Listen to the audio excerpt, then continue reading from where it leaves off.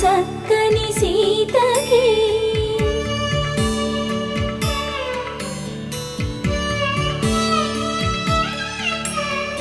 ఎర్ర జాబిలి చేయి రాముడేడని అడుగుతుంటే